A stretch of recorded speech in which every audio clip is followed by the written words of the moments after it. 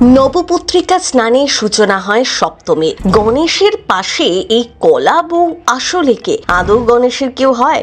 মা দুর্গার শক্তির প্রতীক। সপ্তমীতে এই কাজ করলে ফল পাবেন হাতে নাতে, সূর্যের কৃপায় পাবেন নাম যশ, কোনোদিনও অর্থাভাব থাকবে না, জীবনে উন্নতি করতে পারবেন।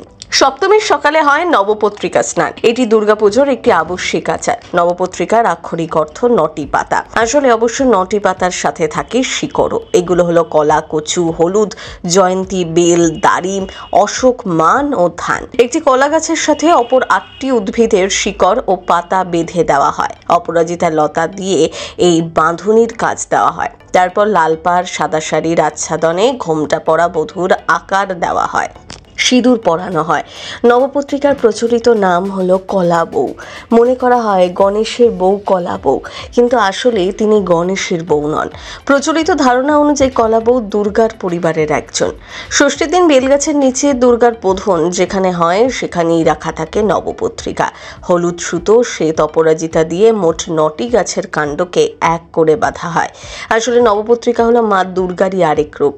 মা দুর্গার প্রকৃতির প্রতীক, তাই প্রকৃতি পুজো করতে নবপত্রিকা রূপে মা দুর্গাকে পুজো করা হয়।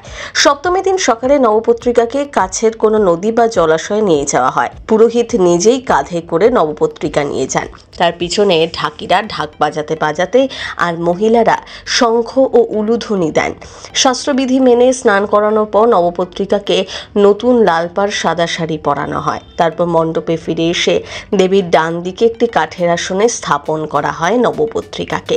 মণ্ডপে নবপত্রিকা প্রবেশের মাধ্যমেই পূজার মূল পর্ব শুরু। এরপর দর্পণে দেবীকে মহাস্নান করানো হয়। বাকি দিনগুলিতে নবপত্রিকা অন্য দেবদেবীর সাথেই স্নান করেন।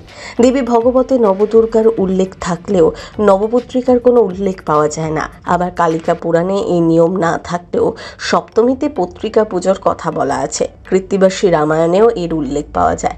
অনেকে মনে করেন শস্য দেবীকে দুর্গার সাথে মিশিয়ে দেওয়ার জন্যই এই আয়োজন।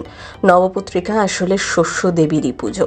এক জ্যোতিষশাস্ত্র বলেছে সপ্তমী দিন স্নানের সময় জলে পোস্ত বা লাল ফুল বা জাফরান মিশিয়ে দিলে উপকার পাবেন। এতে করে অনেক ধরনের সমস্যা থেকে মুক্তি পাওয়া যায়। সূর্য দোষ দূর করার জন্য সপ্তমীতে গম, গুড়, লাল পোশাক, লাল চন্দন, তামা, ঘি, লাল গরু, লাল ফল, সোনা ইত্যাদি দান করলে ফল পাবেন হাতে নাতে। প্রথম বাংলা ব্যুরো।